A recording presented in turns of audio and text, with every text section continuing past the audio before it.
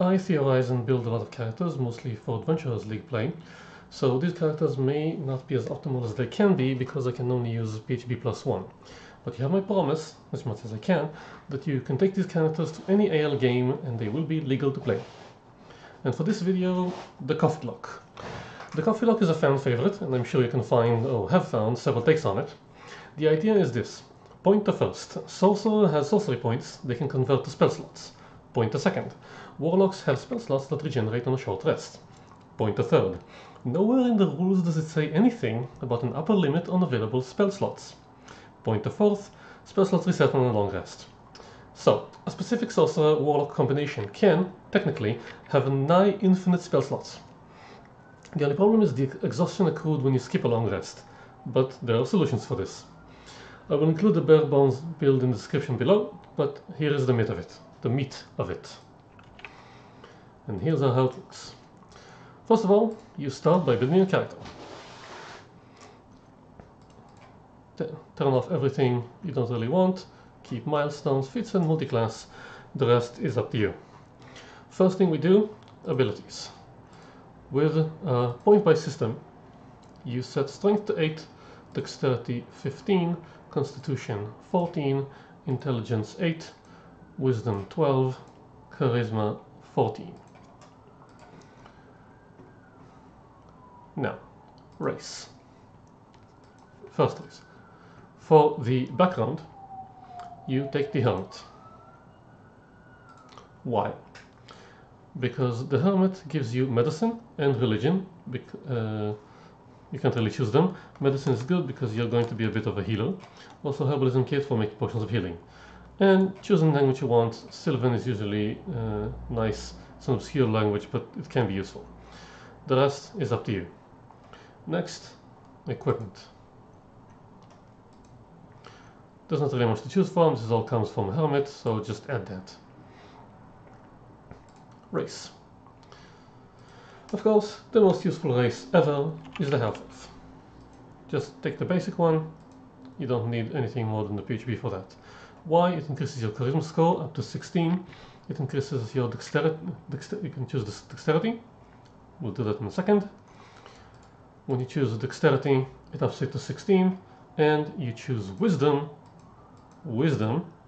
which we will discuss later. Which might be necessary for an early application of this build. Dark Vision, Fey Ancestry, Skill Versatility. I usually go with Stealth, which is almost always useful, especially for someone who isn't wearing heavy armor, and Intimidation, because you're also going to be the face. As a Sorcerer Warlock, you're going to base a lot on your charisma. And choosing the language, again, Celestial, Draconic, good obscure languages. Now, class. First level is Sorcerer. Because lots of other things we want get some proficiencies at first level from the subclass, so we're going to go with Sorcerer. And you get proficiencies, no armor.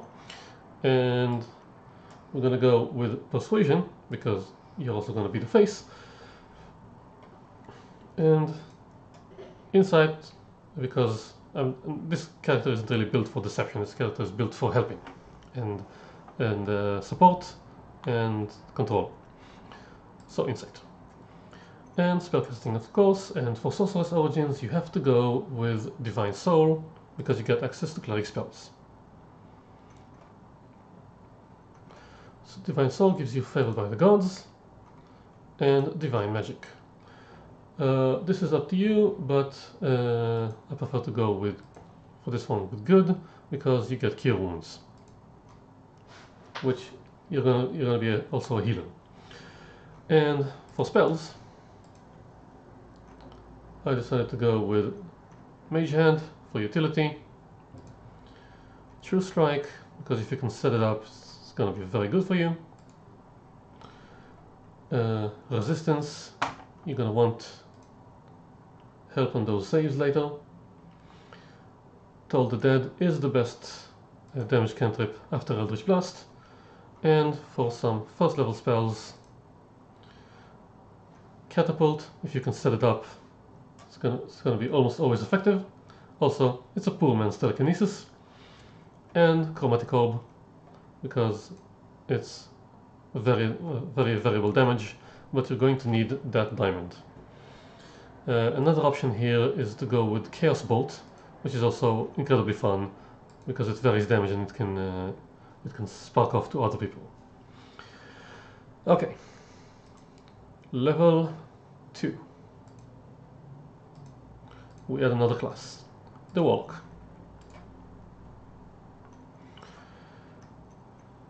With the Warlock, you're gonna choose the Archfey. The Archfey. It has the best non-overlapping spell capabilities and long rest abilities to the Divine Soul Sorcerer that I could find.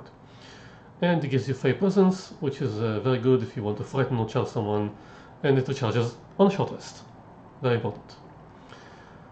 For Warlock Spells, of course, you have to go with Eldritch Blast. Great damage, don't leave your Warlock without it, and you can pretty much drop any weapon you have at this moment, if you haven't already. Prestidigitation is always cute, always useful, and remember, the fifth one, people always ignore it, and it could be really useful. And for first level spells, I'm gonna go with Faerie Fire, which can help your allies a lot, and Hellish Rebuke if you want to respond to someone who accidentally damaged you, not knowing it's a bad idea. For third level, Sorcerer 2 gives you Font of Magic, and now you have your sorcery points. Well, now you have 2 sorcery points, 1 point for every level, and for spells, let's grab Shield for extra defense. For level 4, we go with Sorcerer 3, and you have Metamagic. Sorry, but the 2 most useful Metamagics overall in most situations is Twinned and Quickened. Twin allows you to buff 2 people at once. Consider how useful haste is, and now consider how useful haste is when you cast it once on 2 people. And Quickened allows you to spam Eldritch Blast and do other cool things.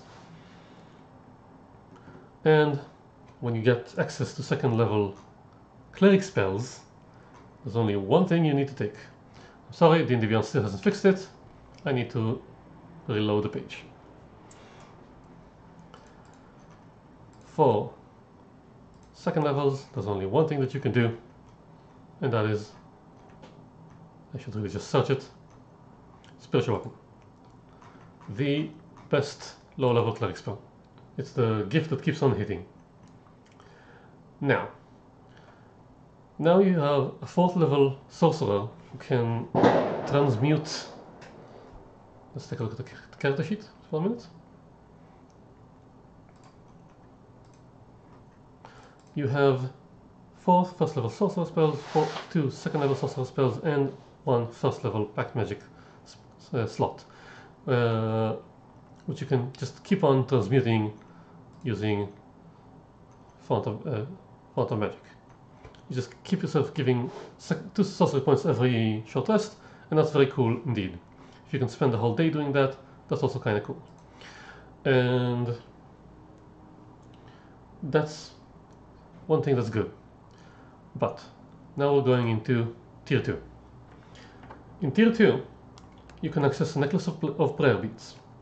The problem with the Necklace of Prayer Beads is that it only allows you, only attunes, I'll show you, Prayer Beads.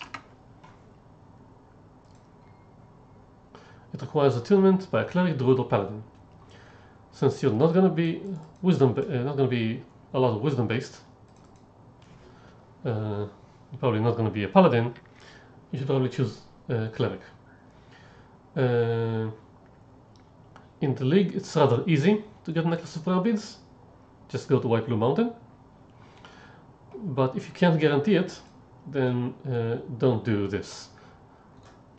But if you can guarantee a Necklace of Prayer Beads, if you have a character that can trade for it, or you can give it yourself by giving yourself a GM reward, or you can guarantee White Blue Mountain.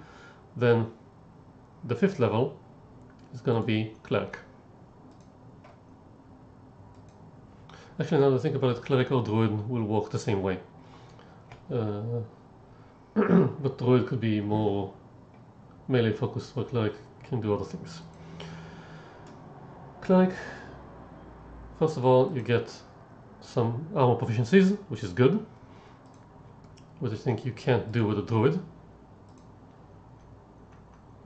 Now you also get some proficiencies, and Druidic and Wild Shape. Yeah, you don't want a Wild Shape because you want to cast spells, a lot of them. And so you get minor armor proficiencies, you don't need Mage Armor anymore, you can wear medium armor. And for the Divine Domain, I think the most fitting for this is Knowledge Domain. Gives you extra utility, and you have Identify. So you get 2 languages. You can go with Draconic, also a very useful language, and Primordial, because you probably want to talk to elementals. And you can choose Arcana and History, which gets double proficiency and which covers up for your lackluster intelligence.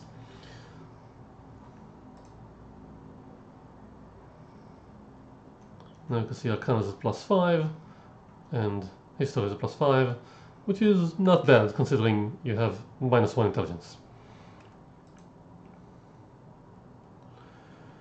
For Cleric spells, you have Command always prepared and Identify always prepared, kind of useful. And for some classic Cleric spells, we're going to go with Guidance, Mending for fixing things on the road, and Thaumaturgy, which is Prestidigitation cousin, allows you to impress, and always helpful Bless and Sanctuary. This gives you some utility, and with Thaumaturgy and Prestidigitation you can be a guard to the unenlightened. Bless is very useful boost to fellow allies, and Sanctuary gives you a lot more protection when you're buffing and healing and helping helping your allies. For level the 6th, we go with Sorcerer 4. This will be the last Sorcerer level, so we're going to make it count. First of all, ability score improvement goes to Charisma. And now you're Charisma 18. It took a while, but we got there. And for some more cool spells, we're going to go with Minor Illusion. Also good utility cantrip. Allows you to fool people and convey some messages. You can project a hologram of what you saw and show people. And Dragon's Breath. Not all GMs allow you to twin that, but if you can, it's awesome.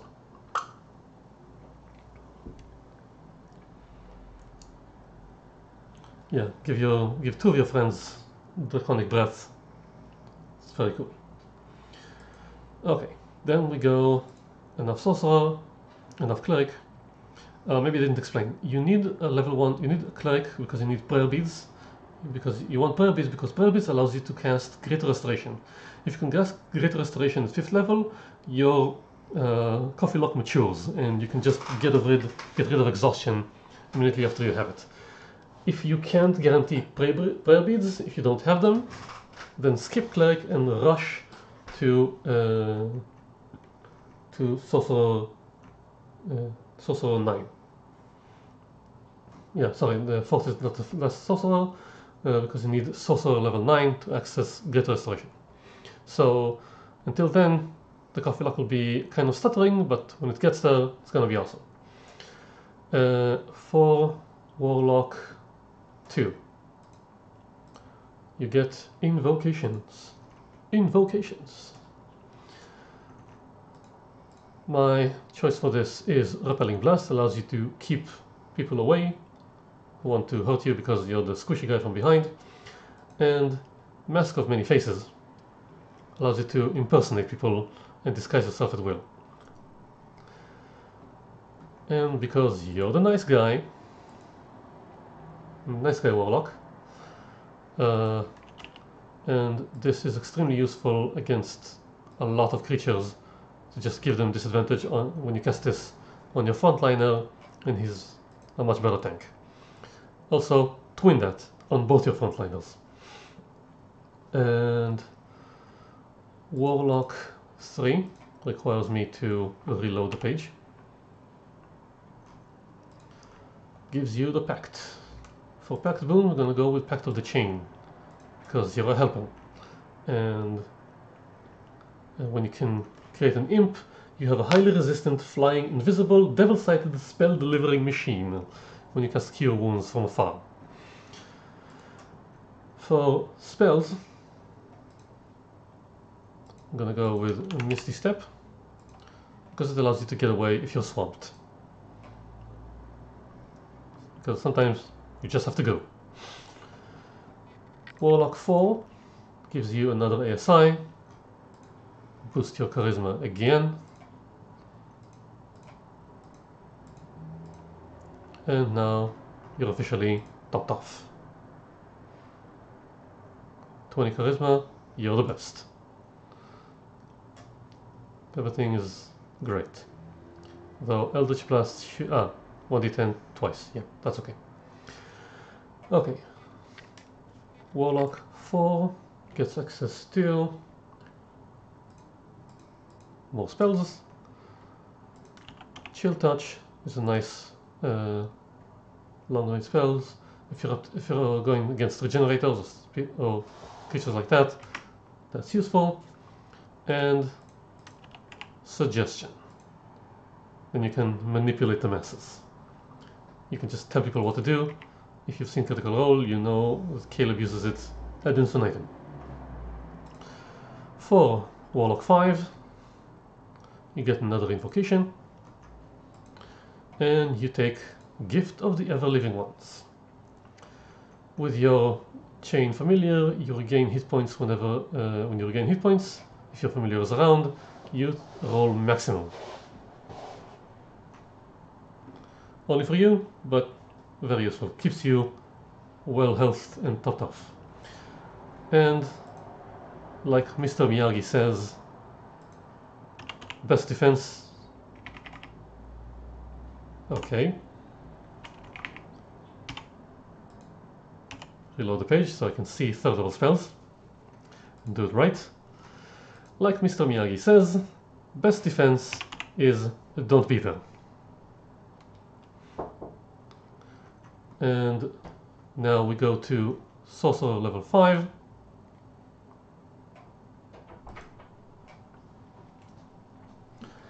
And you can replace some lower level spells that you probably aren't very useful anymore, like Catapult, and take cooler things like Tidal Wave. Knock him down and let the fighters sort him out. And very important, if you're going to be the healer, Revivify. Excuse me.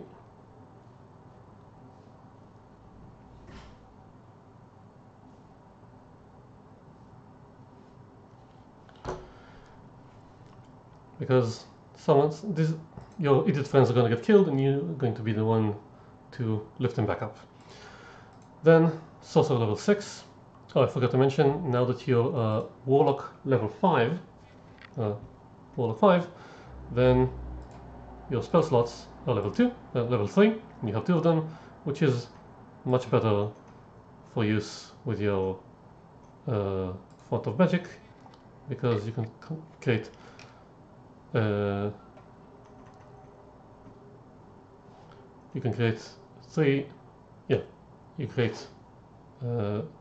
three sorcery points for every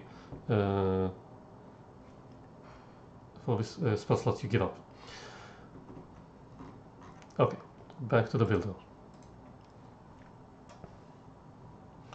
For Sorcerer level 6, you get Empowered Healing. It lets you reroll healing dice. Kinda nice. But if you really want to boost your healing, you take Beacon of Hope. Which is nice, you just roll it around and people get advantage on death saving throws and wisdom saving throws and restore maximum hit points from healing, which you're going to do a lot of. Now on to Sorcerer 7, which requires a reload of the page.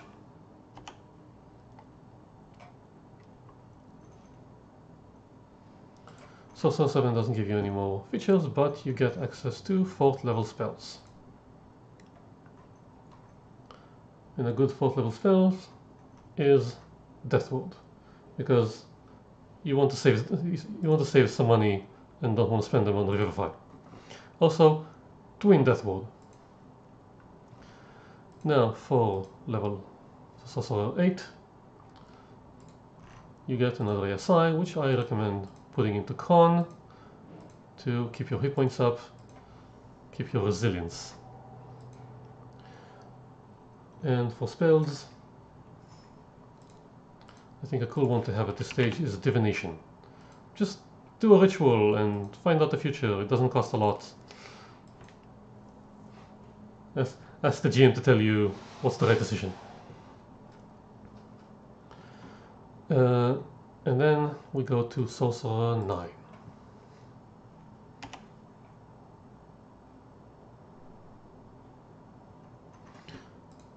No new features, but spells. If you skipped the Cleric level, if you couldn't get Prayer Beads, this is the level to take Greater Restoration. Because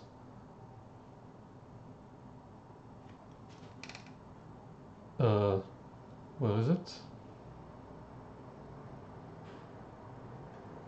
That's not right.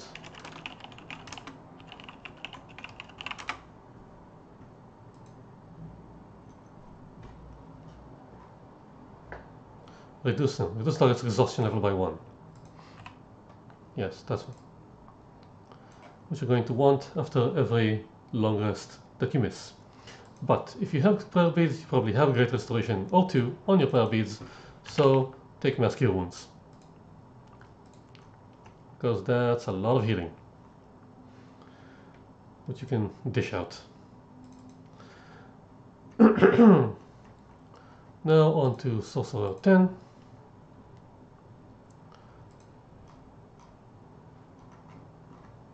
Which gives you another Metamagic, which I think the one to take here is Empowered.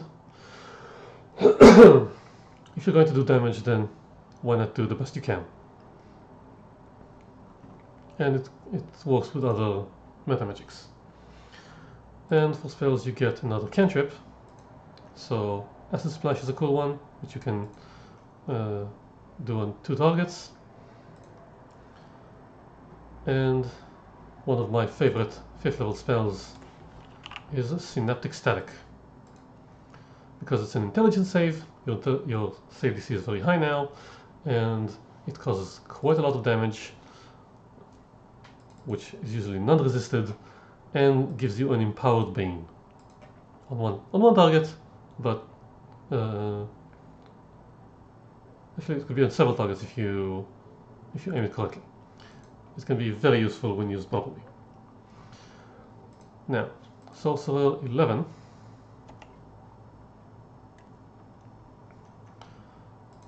You get access to another cool Cleric spell, which is Hero's Feast. It costs a lot, but at this level you're probably rich, and extra hit points, resistance, cures, immune to poison, well, adventures and wisdom saving throws, very useful. And Sorcerer 12 gets you another ASI, which I again advise to put it into Constitution, because you want to be able to keep those concentration spells up, especially when you have proficiency. And no new spells. Sorcerer 13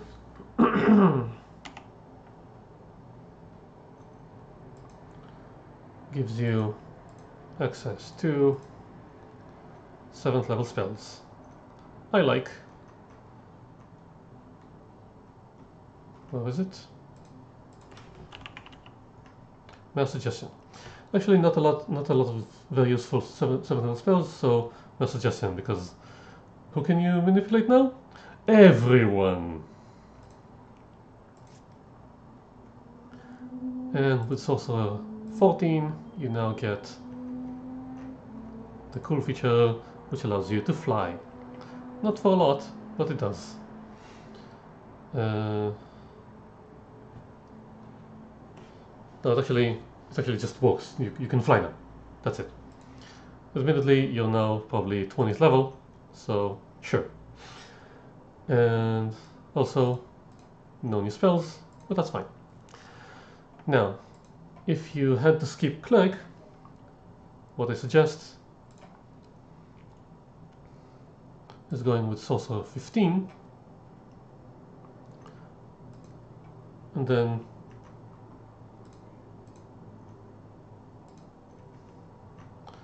you can either go with Holy Aura. Where is it?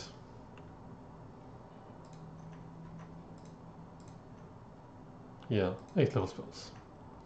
Holy Aura gives you some radiance, advantage on all saving throws for all creatures of your choice. It costs a bit, but it's a lot of use. It lasts a minute, but it's very useful. Or Sunburst for some nice damage going around. Either one's good. Well, that's what I got for the Coffeelock. Now, with this build, you now have almost pretty much regular spell progression, and you have 2 3rd level spell slots from the Warlock. So you can convert them, get 6 sorcery points, which you can use to make 3rd level spells, or just keep racking them up.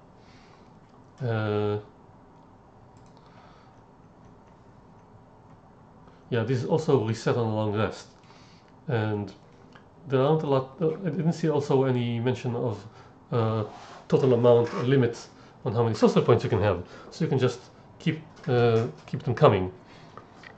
So if you look at Metamagic, for every short rest, you can generate a 4th level spell slot. If you save them, you can also generate 5th level spell slots and just keep them coming. You won't get 6th, 7th, or 8th level spell slots, but you can pretty much spam the lower level ones, and there's a lot of utility up to 5th level. You have Chromatic Orb, Beacon of Hope, Revivify, Tidal Wave, Dragon's Breath, Spiritual Weapons, cast all the spiritual weapons.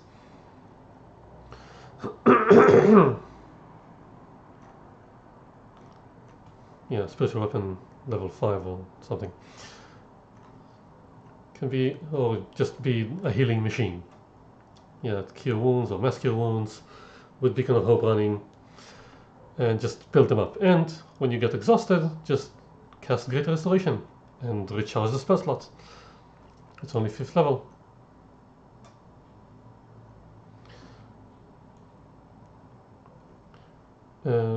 So yeah, that's it. And by now you also have proficiencies in light armor, so you can wear light armor. I'm pretty sure, if you to Cleric, you also have proficiency in medium armor. So that's the Coffeelock, and I hope it was useful, or at least fun to watch. And I hope you like it and want to see more. Bye bye.